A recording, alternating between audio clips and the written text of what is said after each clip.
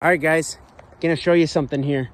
This is a fourplex that we own in St. Paul, and probably a month and a half ago, I got a call that the night before there was a very serious fire that started. Now, first and foremost, when I got the call, my mind goes to like, is everyone okay? So luckily, everyone was totally okay, evacuated the building. Fire department got there, did a great job of putting the fire out and making sure everyone's safe. So the whole fire department was out here, started in that unit. There was like dangerous amounts of water leaking into this unit. So both those units are condemned and vacant right now. We're going back and forth with insurance.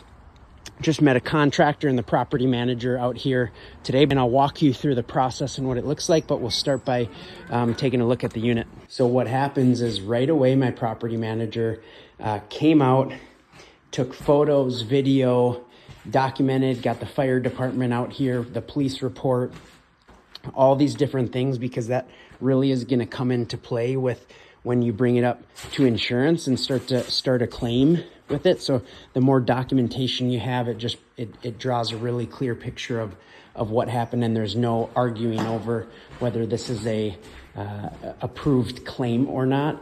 And then what we do is we get a general contractor that's been through the process many times to give a bid on replacing, everything, the demo, electrical, plumbing, windows, anything that could potentially have been touched and damaged or isn't good use anymore or has smoke damage in it or water damage, anything like that. They come give a bid to completely tear out and rebuild everything as it was. And this unit was really nice to start. And then insurance comes back and either, approves that or says, yeah, we'll approve this amount. And then there's going to be a gap there. And then it kind of starts the back and forth where the contractor's further proving. So the gap right now is $100,000, which sounds like a lot. It actually isn't. Insurance has been great to work with. But what's going to happen next is this unit and the unit below are going to get completely gutted.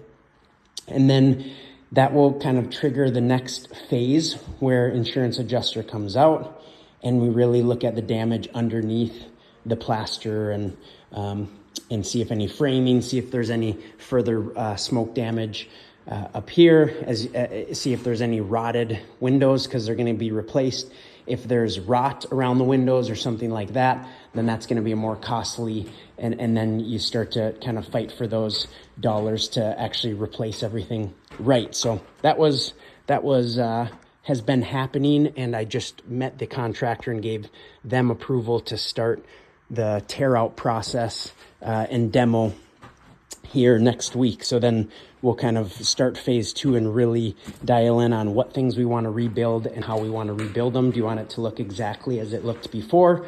Or instead of 8-inch, trim boards, do we want to go down to 4-inch trim boards from Menards? You save some dollars there. There's a little margin and you don't need to rebuild.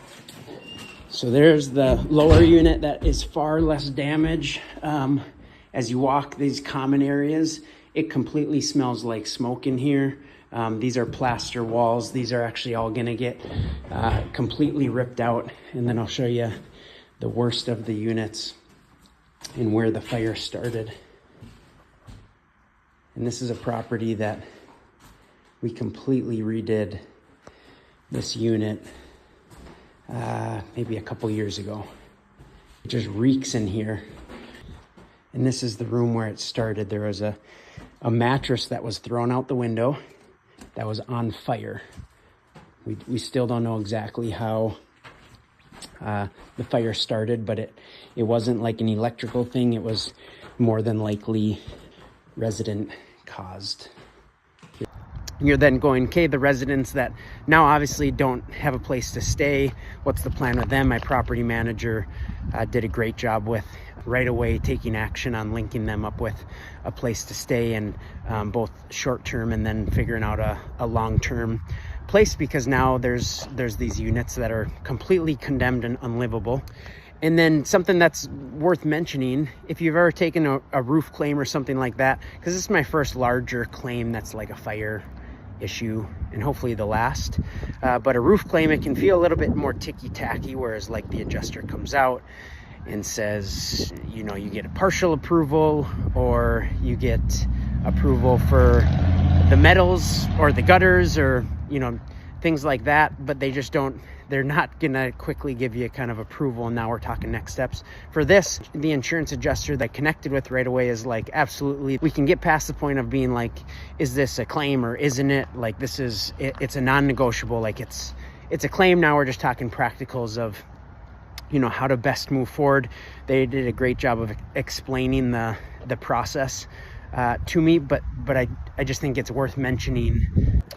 Another thing to mention when I got the call is you're just going, you can only control what you can control. So I had to remind myself that too, even in the moment, just going, there's no use in getting all worked up or starting to kind of fear what the next steps are or jump to different conclusions or, you know, anything like that. Is just like, let's have a plan in place. Let's proceed and do the right steps, learn from the people that have been through a situation like this before and done big claims, because then they can kind of shed the wisdom of what the best steps are and what to look out for and things like that. So very thankful for the people that are in my corner to give advice on that.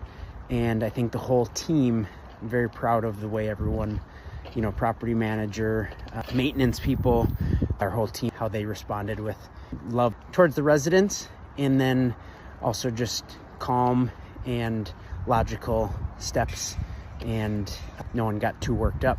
It's kind of take care of business and move forward. One other thing that was really nice is, well, it was a bummer and it was nice at the same time. I put quite a bit of money into gutting the whole property a couple years ago, and we took really nice photos, like after project photos, and we put the units up for rent. So we have really nice photos that were nice to share with the insurance adjuster so they could see exactly, you know, it's very clear what materials were there and how nice it looked. And so they don't skimp on numbers and say this was very old materials and we're not going to give you a lot of money for it or something like that. So that's a really simple way to put it. But anyway, so we will see where things progress from here, but we know demo, the gutting of those 2 units is starting next week. And then shortly after we'll be meeting with the contractor and the insurance adjuster at the property again, talk next steps and get kind of an estimate that the insurance then fully approves. So they agree to basically cut a check for that amount of money.